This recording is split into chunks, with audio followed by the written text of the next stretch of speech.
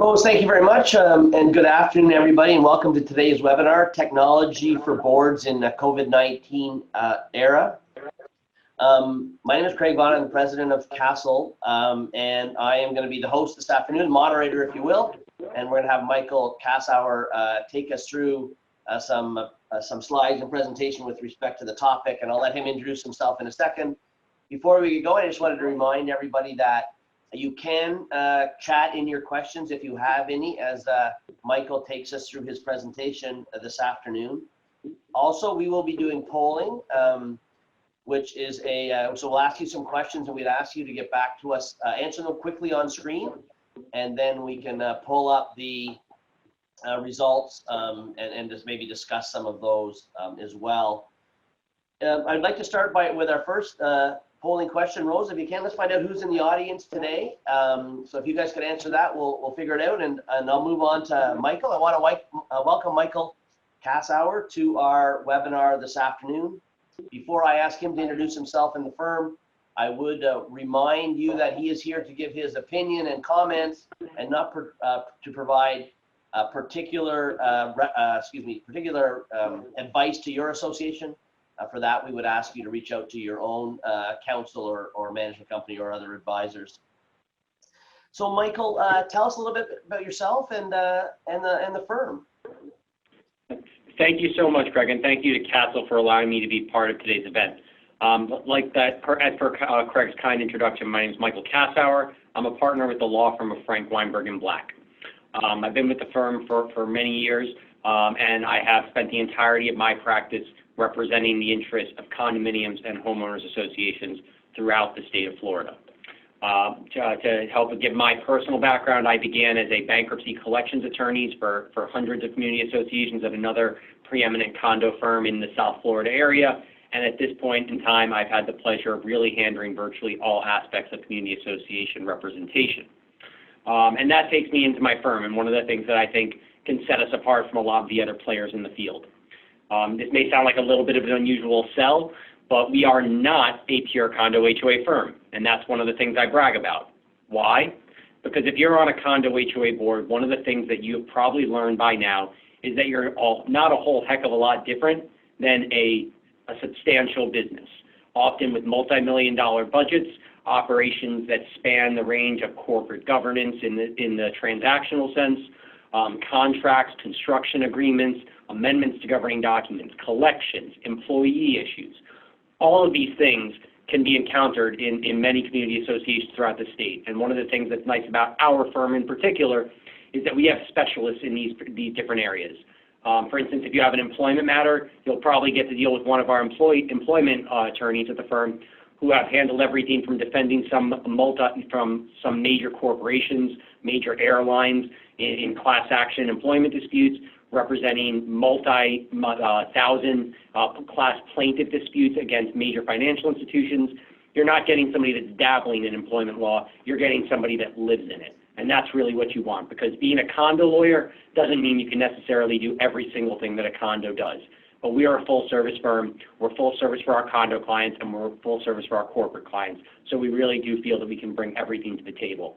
As far as the history of the firm, it was founded by Steve Weinberg and Neil Frank back in 1987. So you can tell that we have obviously been around for quite a while. We have 3 offices in the state of Florida. Our primary mothership office, so to speak, where I'm broadcasting from live right now, not too far from Craig's office, is in Plantation, Florida. We also have a Boca Raton office, a Volusia County office, and then, in fact, an Austin, Texas office, which is a story unto itself. But I'm proud to say that we really can deliver all aspects of community association representation to our clients. And as far as today's topic goes, this is something that we've been all living in, and I know that Castle's actually at the forefront of technological advantages when it comes to community association operations. I've been to their office, and I know that they were probably as prepared as anybody for this situation. Although nobody could have predicted it. They have an amazing emergency control center. But one of the things you're going to see today is just that technology is your friend right now. And just big picture, before we start diving into the details of some of the technology components that are available to you as a community association, I want to back away from the legal for just a quick moment. I'd say, I gave this statistic actually to another one of my association clients, and I'll I'll begin by saying that it is scientifically proven that about 137% of statistics are made up on the spot. Notwithstanding that fact, and that's a little bit of humor for everybody, notwithstanding that fact, what I want to actually say is that probably I'd say 60 to 70% of the legal work that I do for my association clients could have been limited by better communication. So you're going to hear a lot today about what you are allowed to do and what you have to do. But a lot of these technological tools that you can make available to your communities are optional. They're not mandatory. And that being said, that's not a reason to say, you know what, we're just going to do things the old way. And the board will run things and the owners will figure out what's going on. That can cause backlash, and it can be great for the billable hours for my firm, but it really doesn't serve the long-term interests of your community. So that's what I think is so amazing about technology, and that's what I'm seeing. And Craig, I'm sure anecdotally you probably have some things to share too, which is just that COVID-19 has been a terrible tragedy, obviously, for the country and for the world. But it's also opened up our eyes to a point where now we've, one way I've heard it described is we had 7 years of technological evolution in 7 months. Mm-hmm. And that's something that I think we can all take some positives from. Zoom is an incredible tool. I have hundreds of people attending these webinars at a single time instead of 30 or 40 people in a small room. When I have a board meeting or an election, everybody, investors, people that live on site, they can all participate. These are great ways for you to operate going forward, and I think you'll find that by having good communication systems, which I know Castle's great at, you really will save yourselves heartburn and you'll improve your operations going forward. So with that being said, we can go into the nuts and bolts of it, but Craig, I don't know if you share these thoughts, but I've seen a beautiful thing come out of these technological tools and the options they extend to our association clients. We've seen the same thing, and the demand for the thirst for information on how to do it and what's involved has been eye-opening for us. And I love the 7 years evolution in the 7 months. It's so true, and I think some of us, we had no idea we could touch so many of our clients and deal with so many issues and not have to get in the car and drive. So it's been great. So thank you for that introduction. I see you're from UF, so I apologize for your loss last week, and I know it's an emotional thing for you, I'm sure, but you will get over it as you continue to absorb the losses at the UF. Let's go on, if we can, to the agenda, Jerry, and I just wanted to go through what we're going to talk about today. So we're going to talk about Zoom meetings, annual election meetings, board meetings. We'll talk a little bit about electronic voting, records requests, which we're seeing a huge increase in the number of records requests. I'm not sure if it's because people are looking for things to do or there's really stuff going on, but I'm interested in that discussion. And then if we have time at the end, we have kind of an hour window. We'll answer any questions that we can. So before we get going, Michael, Jerry, can you post the results of poll question number 1? Let's just see who's here. So what's that? A third HOAs, a third 55 and better. We call them 55 and better communities here, Michael, ever since I turned 55. And then about half co-op. So that's who's in the audience today. Let's move on, if we can, to let me turn it over to you, Michael, and let's get going. So Jerry, next slide, and then I'll let you take the lead here. Oh, sorry. Right. So let me go back one. Jerry, can you go back one slide? I do want to post the second poll question. How frequently are you holding board meetings? And then we'll revisit that, Michael, after you talk about the meetings. Thank you, Craig. Okay, next slide. All right. Board meetings and membership meetings. We're lumping them all together for the purpose of this slide. Let's talk about notice first. Big picture, pre-COVID-19 technological age, we're talking 48 hours notice as a general rule for notice of a board meeting, 14 days notice for any typical membership meeting. Sometimes your documents may have a higher standard. And then for condos, you're used to, in the election context, 60 days notice. But before we go further on this issue at all, I want to talk about notice electronically, because that's what we're all here for today. Before COVID-19, fortunately, the Condominium and Homeowners Association Acts both provided mechanisms for community associations to avoid mailing requirements where applicable if owners opt in for electronic notice. So what does that mean more specifically? Well, first of all, for the 48-hour notice of board meetings, probably not relevant, because at the end of the day, what the statute provides for those ordinary board meetings is that you're posting notice on the condominium property. Maybe you have a bulletin board or some central point that you regularly post these notices. And that's not as much of a significant concern. But when you get to the membership meetings and the elections and the budget meetings, the things that require special mailings to all owners, maybe an amendment vote for that matter if you're having a membership meeting to amend your governing documents. In all of these instances, you have a default requirement of mailing notice to all owners.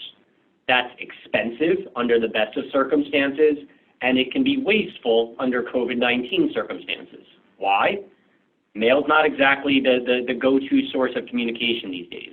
Some people aren't checking their mail as regularly even pre-COVID-19. After COVID-19, people are reluctant and sometimes let their mail sit for days even before they even touch it. But at the end of the day, it's always expensive. So pre-COVID-19, the statute contemplated that owners could file a written notice with the association opting in to electronic notice, i.e. by email. And that notice is a pretty simple form. I'm sure Castle has their version of it. I have my version of it. But it basically just says, I as an owner am agreeing that I will accept notice electronically in lieu of physically. And that kind of form can be emailed back to the association. It can be faxed back to the association. And once that's done, it saves the association money, and it provides for this end around of the physical mailing requirement, both for practical purposes, cost purposes, COVID-19 purposes, and then you can avoid this all going forward. And that lasts in perpetuity once you get the notice. It's not a one-time only thing. So that's, as far as the notice goes, that's a great tool, but you do need to get the written opt-in from each individual owner saying, I'm going to accept the electronic notice in lieu of physical notice. Other than that, to take you through the rest of the things, these are some default requirements that you really see for meetings. Of course, you always want to make sure you have your agenda, and you always want to take your minutes and whatnot. The only thing I would say with that is minutes, obviously, we'll get to in a little bit in the context of recording Zoom meetings, because that's a whole separate issue. But just for the sake of nostalgia, these are an example of 10 board members who are not abiding by social distancing, and they are clearly jeopardizing the health of their entire community. Of course, I'm being a little facetious. This is a graphic that we used before the COVID-19 days, and it's saying a little facetiously, we'll put out a press release saying that as the board, we cannot remember what we decided. That's maybe a little bit of a testament to taking good minutes, which, by the way, minutes should always be records of decisions made, not a complete transcript of the entire meeting. That's an aside. Continuing on. Let's get the results, I suppose, Craig, of our next poll. Yeah, let's see if you could post results. How frequently are holding board meetings, though? Weekly, some still, I think, we've seen more and more meetings given the need to react to what's going on in our environment, but it looks like most are settling into a regular routine of monthly meetings, some not holding board meetings. And Michael, I think, what we're seeing, that it's not always a great idea. Communication is the number one, the number one issue, I think, in this, when you have issues. So not holding them may not be the greatest strategy, but we certainly understand that's going on. So most people are into their regular monthly routine. So let's go on. Jerry. Okay. All right. So we're coming up from a lot of associations to budget season. This is the time of year where we're getting to year end and we're starting to tee up how things are going to be run. Obviously, your fiscal year can vary from community to community, but you're probably getting ready for your what is essentially your 2021 fiscal year. And one of the big things that comes up now is, okay, are we going to fund reserves?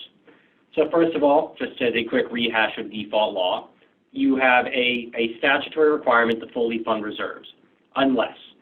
And that unless is that unless the board of directors votes to either partially fund or waive fully funded reserves, in which case, if the membership votes in favor of that, the board is given the discretion to support that. Sounds like a mouthful, but here's basically what it means. The board has absolute control about whether or not they want to fully fund reserves. The board can ignore a vote of the members to partially or waive reserves. They can get this so that owners could successfully achieve if it's 50% plus one majority vote to waive, the owners could achieve that, and the board could say, you know what, as in our fiduciary duty to the association, we think it's in the best interest to fully fund. It's an empowering vote by the members to give the board the ability to waive or partially fund. But as a default under statute, you must fully fund either under the straight line method or the pooling method. Pooling method, by the way, if you have trouble getting your membership vote, is a nice way if you want to lower your reserve contributions on an annual basis without the membership vote, look into the pooling method if you have not already done that. You'll find it's a nice end around that can be done on a pure board vote in case you have owners that just don't quite participate in the reserve waiver vote every year when that comes around. But that being said, how does that vote take place? So proxies are the standard method. You can also vote in person at meetings. However, obviously during COVID-19, that can be a challenge. But the good news is proxy voting is in fact allowed for this issue in condominiums. In a general election for the condominium, you cannot vote by proxy. But at the same time, you can in fact vote for a partially funding or a waiver of reserves via proxy. Why is that nice? Well, during the age of COVID-19, people do not entirely like to physically attend these sorts of meetings. So proxy voting is a nice way for them to be able to participate without being present. But then everyone's here for the technology options. Let's talk about virtual participation. You can actually, if we back on the prior slide for one more second, the virtual participation option, we'll talk about this a little bit more when it comes to the HOA election process. You can, in fact, appear, I think, virtually via Zoom, by example, at a meeting as a unit owner. And the great thing about that, with Zoom in particular, is that Zoom can be set up much like how you probably signed up for today's webinar with a registration component. You can have your name put on there to say, in my instance, Michael Kassauer. I appeared at my own personal HOA election with another great law firm that does this type of work, hosting the meeting, and I was able to sign in advance. It was a well-run election, and they were able to count towards quorum, and then they were able to count towards quorum and confirm my personal attendance through that registration roll. So you can authenticate the legitimacy of the person that's actually attending in order to confirm, in fact, that when they vote, they are a proper owner in the association that is entitled to vote. So they could avoid having to even submit the proxy, potentially, I think, through that method. There's different tools with Zoom where you can take attendees like you are today. While you don't have the ability to broadcast right now, you could literally go through one by one if you wanted to and say, okay, Craig Vaughn, I see that you are in the audience. You are being counted for proxy. Would you like to vote on the issue of waiver of reserves? Your microphone is now live. Right. And then you can speak up and say, I vote in favor of waiving reserves. That can count just as good as the proxy. And it is attendance, and I feel very comfortable with it as a method right now. Now, I say very comfortable because with a lot of these Zoom ideas, nobody was prepared for this when it comes to the law of the land. There's not division of condominium rulings addressing whether or not you can 100% dispense with a physical location requirement. However, I have a hard time believing that a judge or a division arbitrator would say, you know what, you published a Zoom link, you published a Zoom telephone number, you put out the notice, you gave sufficient notice, you let everyone know they all have the ability to attend. I have a hard time believing that some sort of judge or arbitrator will come back and say, you know what, during the age of COVID-19, you should have given people an option to cram into a small room together and potentially jeopardize health. So can I predict the outcome? No, but judges are people too, and arbitrators are people too. And if you engage in these good faith efforts to provide multiple avenues, I'm optimistic that challenges will all be upheld on these various issues. That's great guidance, I think, Michael, in that, the registration through Zoom and the attendance through Zoom is a great tool. One of the things we are seeing is a huge increase in participation in meetings, which is a good thing. And so, maybe you get more elections, you get more real votes if you have a bigger reach. And anybody that's been on the board knows getting over that apathy bump in your association when a membership vote is required. That's one of the biggest challenges. So, get used to this new normal and use it to your benefit. Outstanding. Okay. All right, but this is a good segue. Now we're talking about how things will be viewed, any sort of legal challenges to notice requirements, physical venue requirements in the age of COVID-19. What you see on your screen right now is basically a conversion of the Emergency Powers Statute, which is more or less identical for condominiums and homeowners associations, and the various powers that you have in the state of emergency. What you don't see is before number 1 up there, there's some prefatory language, some introductory language. And what it basically says is that these powers that you see here are triggered by the declaration of a state of emergency by the governor. And At this time, we are in fact under a state of emergency by Governor DeSantis. That may expire next month. It may also very well be continued. Under the Florida Emergency Powers Act, you have the requirement that the state of emergency be renewed. I believe it's every 60 days. So it could very well be renewed. There's a lot of factors that go into that decision. It can affect funding from the federal government and a whole host of other considerations. So stand by to see whether or not that's extended, but know that a lot of these powers are in fact introduced through the governor's declaration of a state of emergency. Number one on that list is to conduct board meetings and membership meetings with notice as is practicable.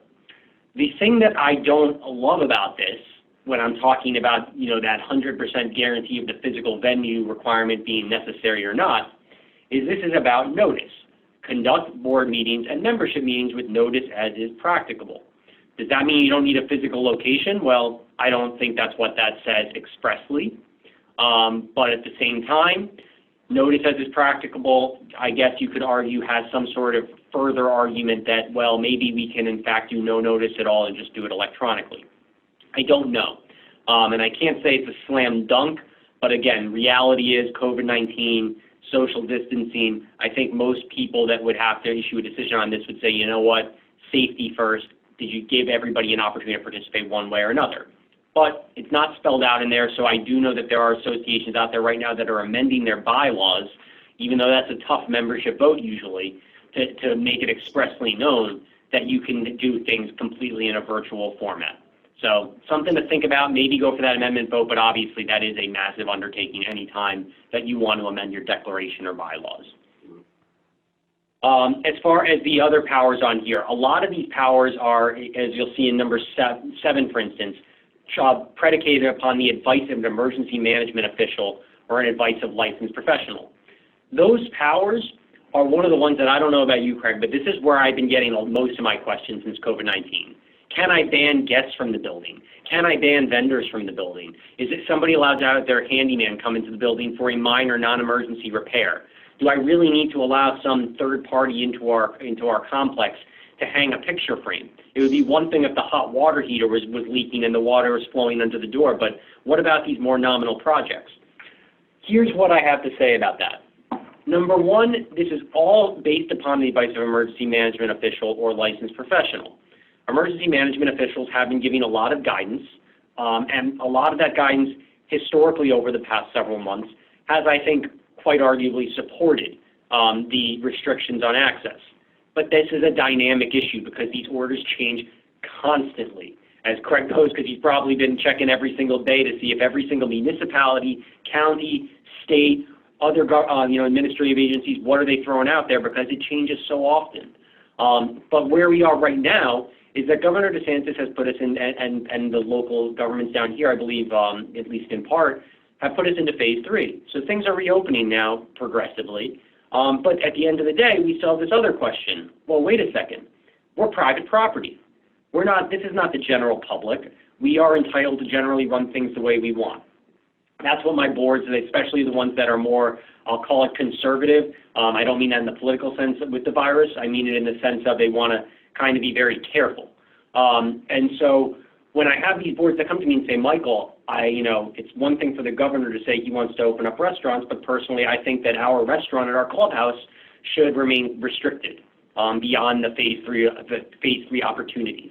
I think our pool should still be shut down because I don't think we can stay on top of it the way I want to. This is when you get into the gray area.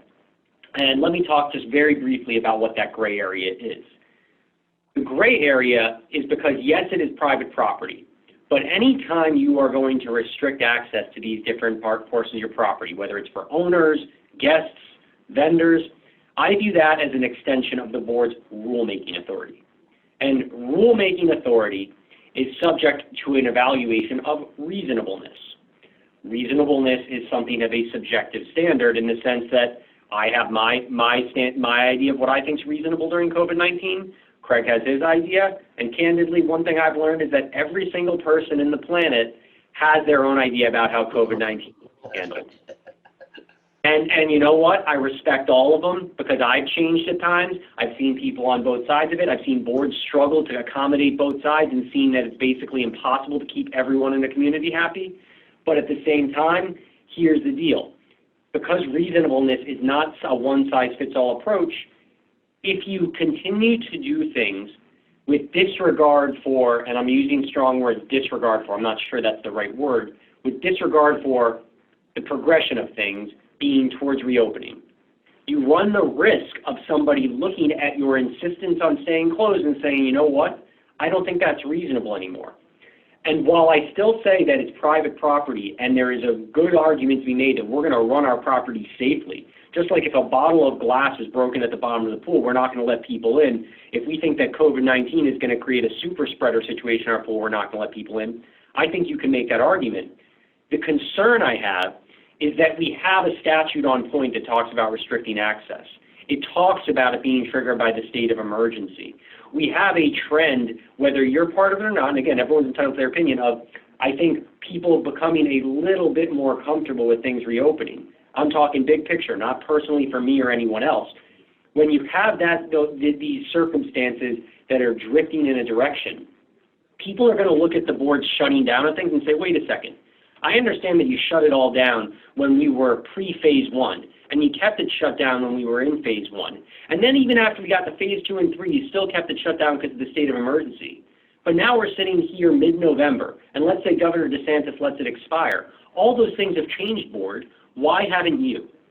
And I worry that that reasonableness analysis will come under attack and be vulnerable to attack, because if you are not constantly surveying the field, seeing the situation in the world, in the local government, in the state government, all of it, and constantly adapting, I worry that people are going to say, well, why were you being so reasonable? You didn't change a darn thing even when the world changed around you. So this is not me pushing an agenda. This is just me giving you a flavor of the arguments that I anticipate for those boards that are maybe more entrenched of staying just as shut down in May, as they were in May, today.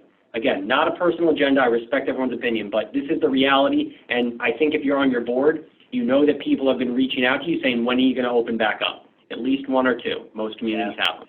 Michael, if I could add a comment or two there, I think that's exactly what we're seeing. You know, a month ago or 2 months ago was, you know, you really needed to justify to open, right? You had to have all the rules. You had to have good, you know, good protocols. Now you need to have good justification for not opening. So the frame has changed a little bit in the last 60 days.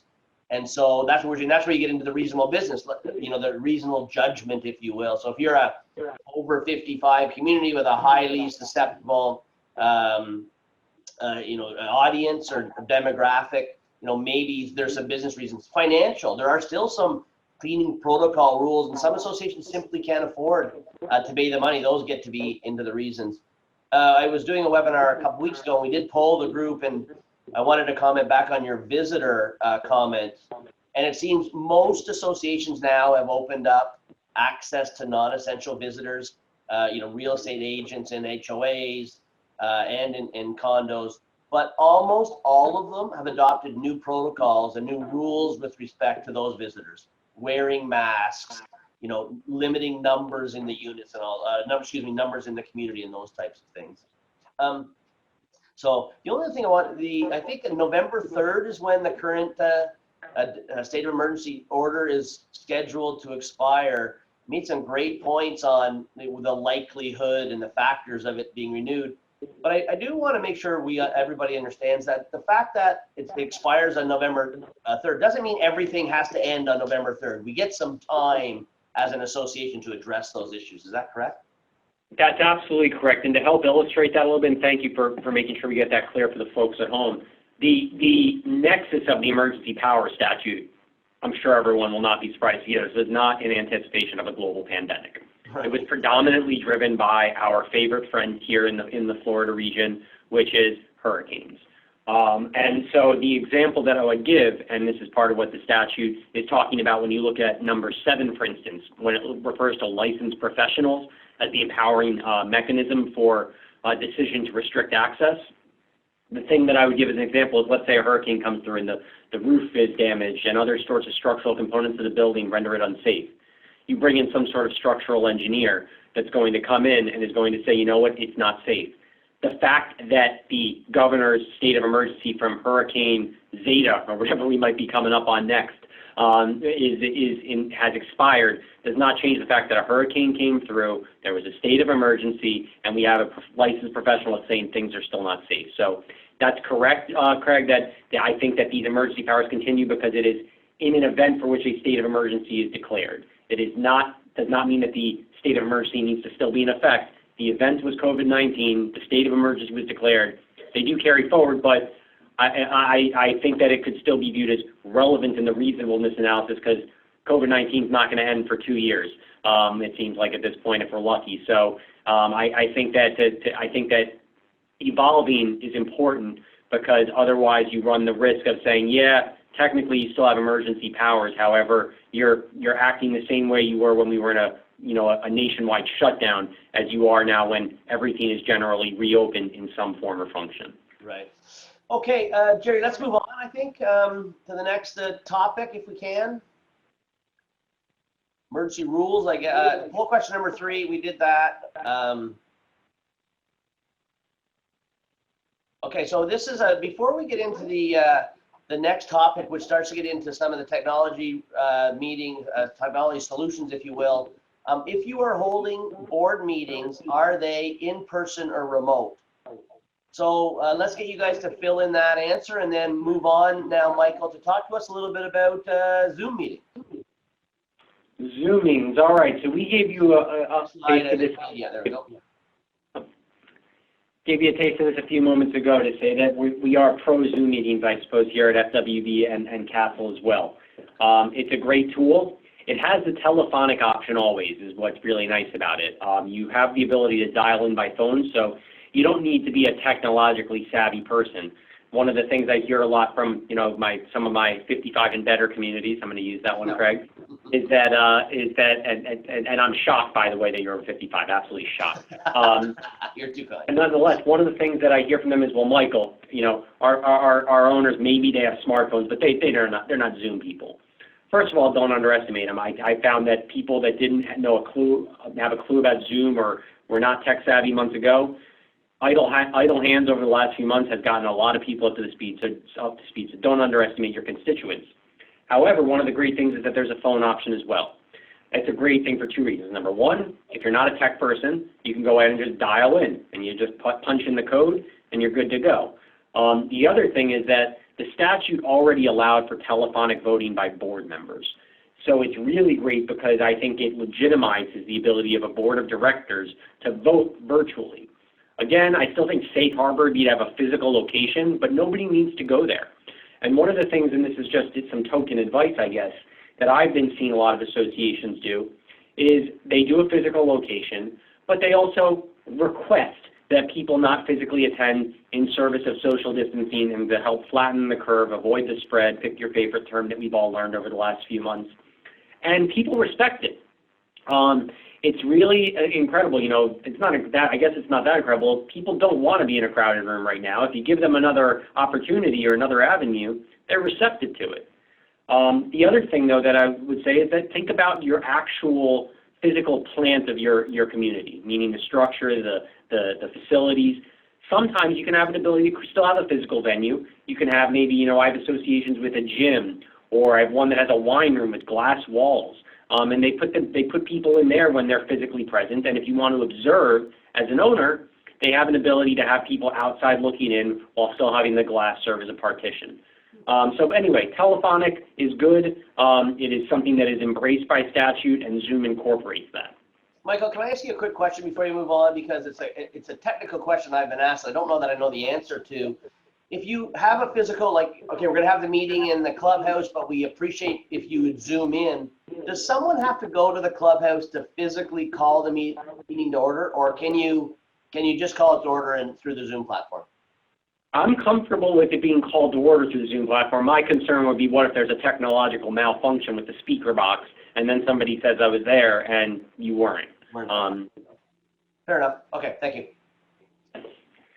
We're going to talk, coming up in the slides, this is a little bit of an intro slide here, about the special considerations for elections. HOAs in particular, there's some really good things you can do to still have your annual election, allow nominations from the floor, but you have to do it a certain way, because otherwise you're just not going to have a free and fair vote. And you'll also probably have quorum issues, by the way, for that matter, if you're not careful and prepared going into it. We're going to talk about electronic voting. This is something, again, that predates COVID-19, 718 and 720, the Condo and HOA Acts. They both provide for electronic voting, but there is a specific process. It's not a default. You have to have the board pass a resolution. You have to have members opt in to be able to vote electronically, similar to opting into receiving notice of meetings electronically. But if you do it all right, you can find a way to go ahead and have electronic voting instead of the physical mailing of ballots. I would strongly push every association that I represent to explore this now. I have found previously that a lot of my communities that tried to do this pre-COVID had trouble getting enough people to opt into e-voting to reach that saturation point where they said, you know what, we're going to go hire the vendor now and actually make this part of our process. I had one community that tried to do this a year and a half ago. I think they got it's 396 units. I think they got 8 to 12 people that opted in for electronic voting a year and a half ago. We rolled it out again this summer, and we got like 150. So people want this now. People are paying attention. And so it's a great opportunity to go in and get people to opt into e-voting, save yourself some money, drive up voter participation, and really improve your operations going forward. All right, go on to the next one.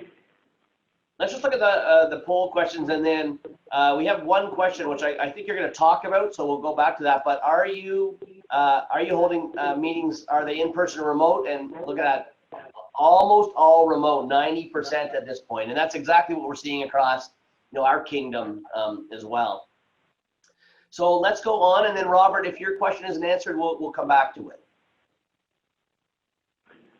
Okay, let's go on to HOA elections. These are the trickier ones when it comes to COVID-19. Condos, as we'll talk about briefly, the statute already establishes a mail-in balloting system, and so for that reason, physical attendance is not as much of a concern. HOAs are much trickier though, because under the HOA election system, as a general rule, unless your documents maybe adopt the condo method of election, under HOAs there is a requirement that you have a quorum of the owners present at the annual meeting in order to have an election. That's important because in the condo context, you don't need a quorum. You just need a 20% return of the ballots. So what happens here in the age of COVID-19 is even if you have a board that genuinely does want to see an election happen, they're going to go ahead and they're going to call the meeting, and then no one's going to be physically present. And so you're not going to have a quorum, and the old board's going to carry forward. So the question becomes, how are we going to make this work?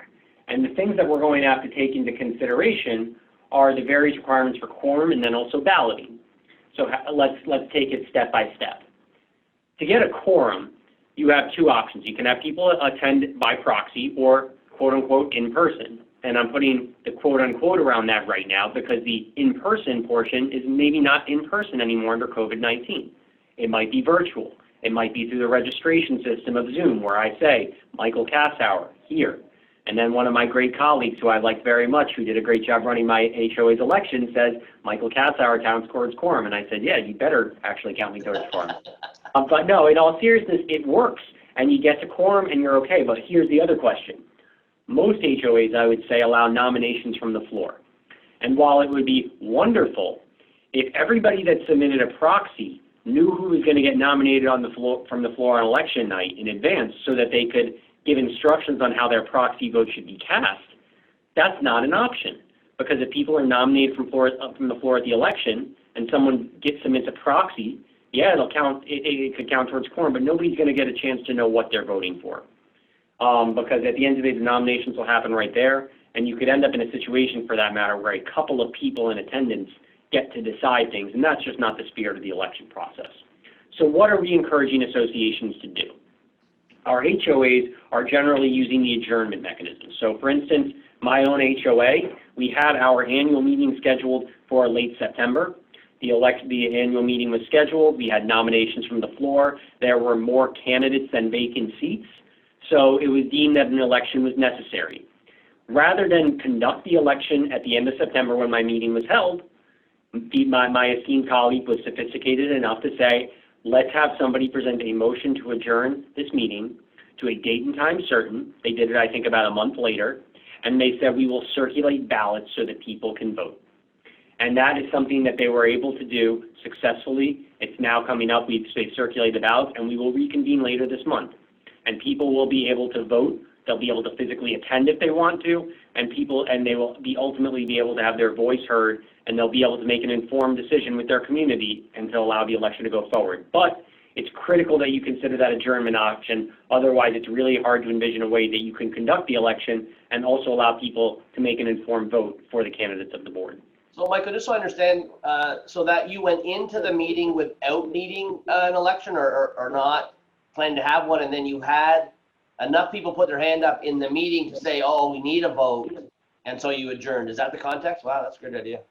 Yeah, we had the quorum, and then we had nominations from the floor, and we had enough nominations to exceed the number of vacancies. So because there was a quorum, there was an election, we got the candidates, and then, yeah, we shipped it off. You must live in a very controversial association with more potential board members than seats. It's actually, they do a really good job where I am on all fronts, management, legal, all of it, and I get to take no credit for it, unfortunately. But they do a good job, and I'm proud of my community. But yeah, people participate. We actually just passed an amendment during COVID-19 successfully, which was a shocking thing. 500 parcel community, and we successfully got 60-something% of the people. One of the nice things about COVID-19, if you're going for an amendment, people are at home. Yeah, you can get a hold of them. And when they can e-vote, you can kind of ping them more than once. That's what that's what we're seeing. Yep. No, they email everything out again. They cannot run away from us anymore. Exactly. We digress. All right. Let's see. What else do we have here? HOA elections. We talked about adjournment. We talked about the balloting concept. We talked about virtual participation. E-debates. Another great opportunity with Zoom. It's cheaper. It's easier, and people are participating. I did an election, it was, I'd say, about 3 weeks ago, and 2 weeks before the election, we did a debate night. And obviously, a lot of you probably have communities where you have your Meet the Candidates / debate night.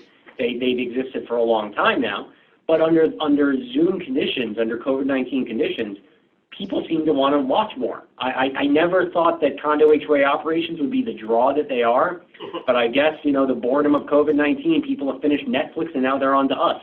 And we had a lot of people turn out. It was a really dynamic process with questions and answers, and it was honestly, it was nice to see this life breathed into condo HOA operations where people cared to participate. It's one of the silver linings of this virus. But as I digress again, yes, you still have e-voting. We talked about that in the HOA context. You can have an electronic voting process for owners under 72317. And then I have number 6 on this list. Our firm is fortunate enough to be pretty plugged into Tallahassee in the sense that we're part of committees with the real property section of the Florida Bar that serves as an advisory function to communities, to the legislature when it comes to the Condo and HOA Act. And one of the things that didn't end up getting through last year, but I think really may have the impetus to get done this year, is a change to the HOA Act when it comes to election requirements. If you are an HOA, you may not know that condos have a much different process where, and I'll talk about it briefly in a moment, where it's all mail-in voting, there's a different notice requirement, there's multiple mailers. It's a very, very regimented process that doesn't really care a whole heck of a lot about physical attendance.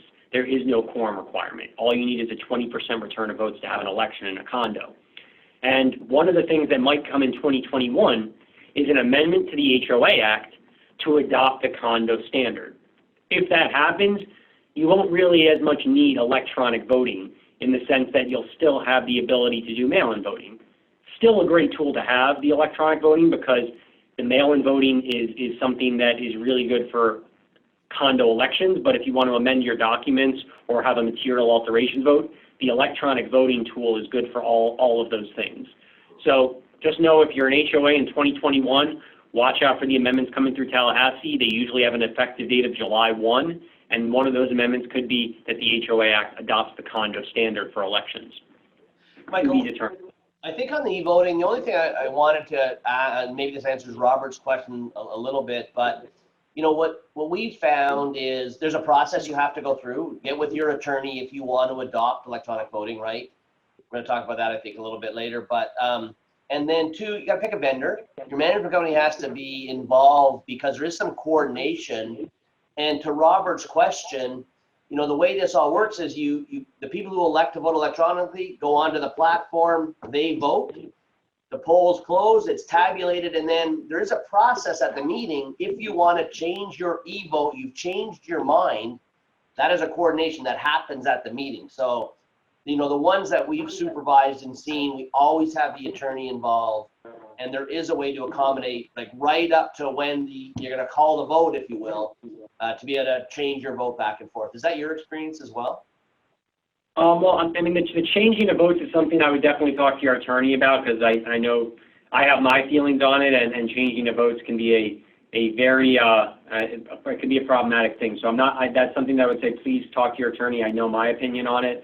I imagine others I know others do share it, but it may not be uniform. But changing votes is something that should only be done with the I think advice and consent of your attorney. So just be mindful of that. The thing that I will also say, though, to build upon Craig's comments, is that one thing I'm also seeing is that this electronic voting is a new frontier. And in that new frontier, there is a lack of guidance from the division in the administrative code, the Florida Administrative Code. And so there are things that are not spelled out, like what if somebody votes electronically and physically? That's a big one. So when you're drafting your instructions for your second notice of your second notice of the annual election, where you include the mailer or otherwise, I would encourage you to make clear what the consequences are of voting both ways. For instance, I have had associations that say in the instructions, if you vote electronically and physically, your physical vote will be disregarded.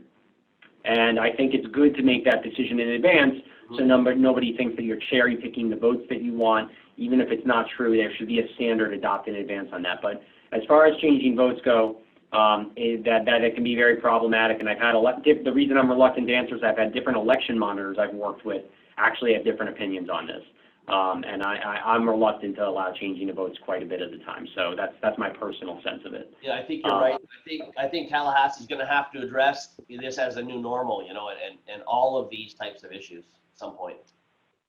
Absolutely. And as we're changing slides, you can go ahead and change it if you'd like, Jerry. But one other thing is that you know that you also have the option to pay these electronic voting vendors. They'll usually, for an extra fee, physically come to your election. It's not necessary. They're available telephonically, I think, the good ones. But know that that's something else, too. If you really want to, if it's your first year maybe and you want to pay that premium, I think it's like an extra $500 or $1,000 sometimes. They can actually come there and help you if you don't want them to just be remotely accessible. We highly recommend they do that because there's lots of questions, especially your first couple of times through. So it's way better to have your attorney and someone from the vendor around to answer any questions that you might have. Agreed. Okay. Anything else on quorum, Michael? Or do we move on to condo elections? Yeah, the one thing I just want to clarify here is that the default for quorum is 30% for HOAs. I apologize for that typo there, but it is 30% as the default for HOAs. Under statute, your documents can, in fact, provide a lower or higher number, though. Okay, thanks. Jerry, next slide. Good. I mentioned before the condo election process is different from the HOAs. It's a mailing system.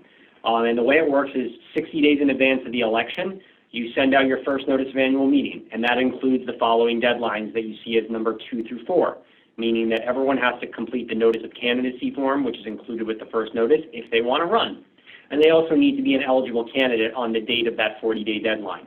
By example, if you are delinquent in any monetary obligation to your association, $1 or $1,000 or $1 million, if you are delinquent on that 40-day mark, you are not eligible. So be so noted. Some associations include that in the first notice, some do not. I've actually had people in the division say that if you include a warning on the first notice that if you're delinquent on the 40-day mark, that's not a good thing, that warning. It's a bad thing because it's going to chill participation. Everyone's got opinions. So just be so noted that that's not a requirement to include that disclosure, but it is, in fact, the date that you determine eligibility is number 2, the 40-day mark before the election. 35 days before is the deadline to submit your resume as a candidate, 1 page, 8.5 by 11. You can draw a cartoon on it if you want. You can write a resume on it if you want. I've seen people draw pictures of what they think the president should do to himself on that document. It's terrible. It happens, and people get to do this because this is election speech. It's a, believe it or not, I think it's generally protected as such. And then, of course, 14 to 34 days, you send out your second notice. Again, this is the old system where you physically mail everything. You can still opt in for electronic notice, though, these days, so know that it will save you money. These mailers, if you have a community that, Craig, you tell me, I mean, you're more plugged into the numbers. If you have a community of 500 units and you're sending out a mailer, and let's say you got 25% of people are investors, some of them international, that 500-unit mailer can cost an association a couple $1,000s, correct? Absolutely, and the same thing. You know, you get 10 people running, and 10 you got a packet this thick, and exactly, there's a lot. It's a material amount. Like it's worth considering as an association. So when you pay your lawyer for your to go ahead and draft your electronic voting, it's an investment. It really is, and it's got a return. This is not, and I'm not just trying to sell my services. By all means, go to your current lawyer if I'm not it and you're on this meeting or this webinar. Go there, because at the end of the day, right now, people are receptive to opting into electronic notice and electronic voting. And if you get to that saturation point where 50, 75, and I would bet, Craig, we're going to be sitting here 10 years from now, and everyone's going to be opting into electronic. It's going to be part of the registration package when everyone goes to their condos. And you're going to be saving yourself $2,000 a year. If you, let's say, spend $1,000 on your lawyer to set up the electronic voting, and it shouldn't cost that much, by the way, but if you did, you're going to make it back probably within a year or two if you do a decent job with your enrollment. So even becomes faster. If you're doing an amendment, you got to send out the amendment. You know, those packets can be 25, 35, 50 pages. So lots of money to be saved. Treasurers will be happy. Absolutely. Absolutely. Okay, let's just check in and see how many of our residents are using electronic voting platform. And while you post that, Rose or Jerry, let's move on to the next slide as we wrap up here. We have about 5 more minutes. Michael, we do want to talk about, again, these options. You've touched on them all throughout, which normally happens when you do a presentation like this. You feed in the data as you go. Anything to add on the kind of Zoom options, e-debates and e-voting under the condo statute? No, I will just add as that big picture concept that these things are not required by statute. I want to revisit that. Zoom is not required. Electronic voting is an option. It's not required. Debates, not required. But when I look at these 3 items, what I think to myself is this is how associations operate long-term in an effective way, and without owners festering with skepticism about the board operating in the dark of night. You know, it's really hard. It's really hard for unit owners to remember that their associations are run by volunteers with day jobs most of the time, and the idea that just because that they are not ready every time they walk in the hall to explain every single thing that they are dealing with as a board every single time they see you, it doesn't mean they're hiding it from you. It's just that they come in, they get their package from Castle Management a few days before, they do their diligence, and they come in and they vote. And that's typically the way things are run. But when you but if somebody can't attend that meeting when you come together, they think all of a sudden it's a conspiracy. And it festers, and then all of a sudden you're getting peppered with records requests, and your property manager is getting yelled at unnecessarily, and you end up in a situation where you're spending time managing people's paranoias rather than dealing with actual issues concerning the physical plant of the property and the amenities that everyone's paying their assessments to enjoy. So use these tools. They're not mandatory, but they will improve your operations. We'll say that without qualification. I agree with you on that. And, you know, Zoom's done a phenomenal job. There are other options. Zoom just happens to be the new Kleenex, right? There are lots of companies that make tissue paper, but it's all called Kleenex. So there are other platforms than Zoom, but everybody calls them Zoom meetings at this stage. So when Zoom was at $15, luckily we all bought it in January, and now it's $5.25. I saw the other day. So you know, good investment for sure. The other thing I wanted to say with respect to e-voting, there are probably 4 or 5 vendors out there that we see. Get Quorum is one, HOA Assist is another one. There are several, and they all have different. One, I think there's Owner is one. So there are several platforms. You know, if you're interested and you're not doing it, and Jerry, I'll have you post the results to see who's doing e-voting. But boy, in our small sample size, I will say, but most are not doing it yet. And Michael, to your point, we really see this changing, starting to gain some momentum. Now everybody's talking about it where no one was talking about it a year from now.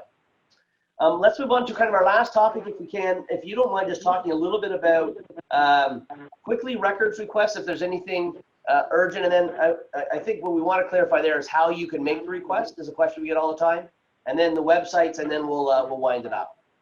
Absolutely, and I'll try to go quick because I know people want to get back from their lunch hour to whatever else they may have going on. Records requests. Under the statute, you have the ability to make a written request to inspect the association's official records. The request must be submitted, quote, in writing.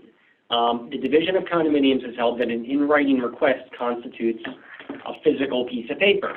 It can be by snail mail, it can be by hand delivery. It does not necessarily encompass email. In fact, it does not encompass email unless you elect to make that a course in conduct of your association. What does that mean? If your property manager receives a records request and responds with received, then you probably just opted into allowing every single one of your unit owners to submit records requests by email. Don't do it. For the love of, you know what, do not do it. And the reason I say it is not about secrecy.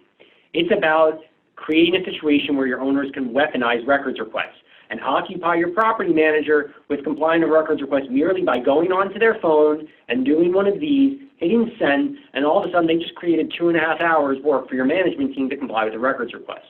Yes, they can just as easily, not just you, yes, they could also just write it down on a piece of paper, go downstairs and hand it to you. But I am telling you in my experience, email, text messages, it started with message boards 25 years ago. People are keyboard warriors, and people are really quick and reactionary to send a quick little email. Don't let them create a situation where your association then has to go through these hoops to comply with the records request. So make it so they have to go through the process, but know that if you respond with an email, you may have just submitted yourself to those types of requests going forward. You have to respond to these requests within 10 working days once they are received. So that's basically a 2-week turnaround in most instances. You have an entitlement to an inspection and not copies. That's important because one of the things that we're finding right now is that owners want to say, oh, well, just email it to me. Well, we don't have an obligation to do that. I'm not telling you you shouldn't email people that have nice records requests and they're not harassive, but you can, if you create a standard for one, you do create it for all, whether they're a harasser or a normal person, I'll say, to say it in a really blunt and obnoxious way maybe. Here with board members, so you know who I'm talking about. And in addition, you can also potentially charge for copies. So one thing I'm seeing right now is a lot of associations will say, you know what, an in-person inspection doesn't seem like a good idea. Do you want to pay for the copies? And then the owner may potentially say, okay, I'll pay you the 10 cents per copy, which you're allowed to charge a reasonable copy charge. Just send them to me. You could also choose to send PDFs if you want out of the goodness of your heart. Ultimately, the entitlement is for inspection, which can mean going to look on your computer in the management office or physical location within 45 miles of the association, or it can be copies, but in that instance, you are allowed to charge a reasonable copy charge. So, okay, let's touch on our websites because it is a requirement in the statute. Go on one more if you can, Jerry, and then we'll wind her up, Michael. So anything coming down the pike that we should know about here? The DBPR is starting to handle these types of matters. We actually have a couple pending cases with challenges to the sufficiency of websites, so be so noted. The website, the nice thing is right now to know that it can serve as an efficient manner, even though the statute does not say categorically that you can respond to a records request by just pointing someone to the website. I do wonder whether or not at some point that may become the new normal, because basically under the statute, more or less, not everything, but a lot of the documents that are requested through a records request are now online, contracts, minutes, things like that. So it's really good to know that maybe records requests can be accommodated in that way. However, just know that the records request statute does not say that pointing somebody to the website is sufficient. So you may be playing games there. However, it's a game that I think one day very well may be affirmed by a division arbitrator or a statutory fix. Right. Okay, well, Michael, we're a little past our time, so I want to thank you for your time this afternoon, and we really appreciate you joining us and your guidance, and it's always a pleasure. So we appreciate the opportunity to work together, and we'll look forward to seeing you on the other side, so to speak. Absolutely. Thank you to Castle. Thank you to you specifically, Craig, and good luck to everybody. If you have any questions, please feel free to reach out to me or Castle. I think we're both in this for the right reasons and trying to get good information out there. So take care, everybody. Be safe, and thank you for sharing your afternoon with me. Yes, everybody. Thank you very much for joining us, and we will look forward to seeing you on the next webinar. Take care. Bye-bye.